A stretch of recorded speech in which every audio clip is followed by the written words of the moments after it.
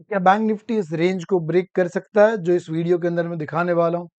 अगर इस रेंज को ब्रेक कर दिया, शायद एक बहुत बड़ा मूव बैंक निफ्टी के अंदर हमें देखने को मिल सकता है। किस रेंज की बात कर रहे हैं, किसकी बात कर रहे हैं, किस तरफ मूव आ सकता है, चलिए इस वीडियो के अंदर सब कुछ जानने की कोशिश करते हैं। दोस्तों, आज का दिन अगर आप बैंक निफ्टी को देखो, 48 पॉइंट्स माइनस में जाके क्लोज दिया है। बैंक निफ्टी के लिए 48 points is, we can say, absolutely flat.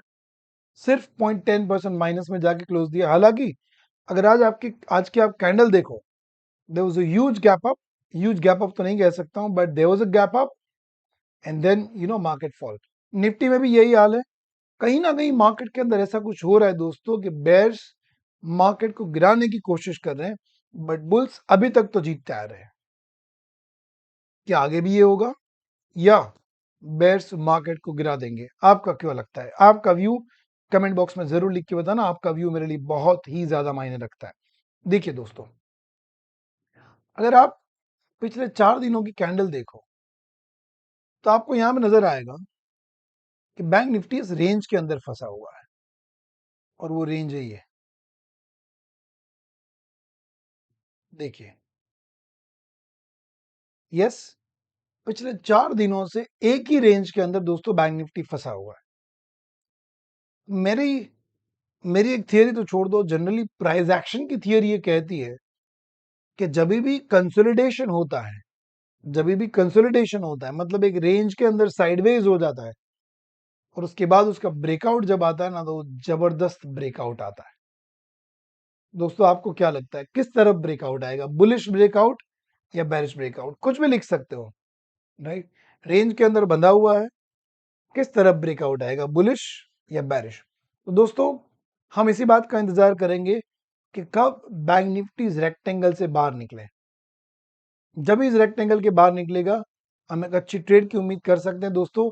तो कल के लिए अगर हम लेवल्स बनाए, आज का हाई, या तो चलो मैं इस रेक्टेंगल का जो हाई है उसको ही एक रेजिस्टेंस बना देता हूं, because that will act as a very very strong point. और 2 दिन के मंडे और वेडनेसडे के हाई भी ऑलमोस्ट सेम जगह पे पड़े हुए हैं। आज का लो दोस्तों 49,799, 49,800 के आसपास का जो लेवल, जो हमने पास के वीडियोस में बताया था। उसके बाद ये रेक्टेंगल जो बना हुआ है उसका लो बहुत ही क्रुशियल रहेगा।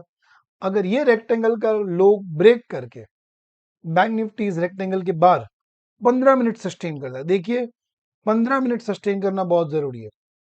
नीचे गया, एक 5 मिनट की कैंडल गई, ट्रेड ले लिया, ऐसे मत करना। अगर 15 मिनट यहाँ पे सस्टेन करता है तो फिर हम वहां पे एक बैरिश मूव, बहुत बड़ा बैरिश मूव आता हुआ देख सकते हैं। और अगर ऊपर की तरफ गया तो भी पहला टारगेट हमारा रहेगा 50,255। उसके बाद डायरेक्टली हम यहाँ पे चले जाएंगे 50,664 का टारगेट लेके चलेंगे दोस्तों। तो ये रेक्टेंगल का ब्रेक होना बहुत जरूरी है। अब हम चले जाते हैं अर्ली चार्ट के अंदर और देखने की कोशिश करते हैं कि किस तरह से हमारे यहाँ पे लेवल्स बन रहे हैं। तो अगर ये रेक्टेंगल ब्रेक होता है नीचे की तरफ दोस्तों, तो पहला 49,534 पे इसका लो बन रहा है। अगर वो ब्रेक होता है तो हम डायरेक्टली 49,169 के आसपास का एक लेवल यहाँ पे आते हुए देख सकते हैं। 400 पॉइंट का एक मूव देखेंगे। उसके बाद दोस्तों 48,910, तो 48,910 तक हम इसको जाते हुए देख सकते हैं। और अगर ये ब्रेक हो गया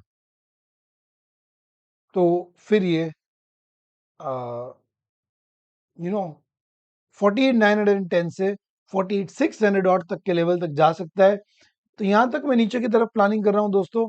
ऊपर की तरफ जैसे मैंने बताया, आज का हाई 50,255, अगर वो ब्रेक कर जाए तो 50,669, उसके बाद 51,000 का बिग राउंड नंबर, और उसके बाद लाइफ टाइम हाई जहां पे बना हुआ है 51,136।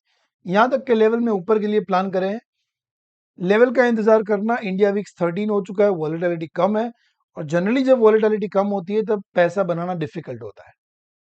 चाहे आप ऑप्शन बायर हो, चाहे आप ऑप्शन सेलर हो।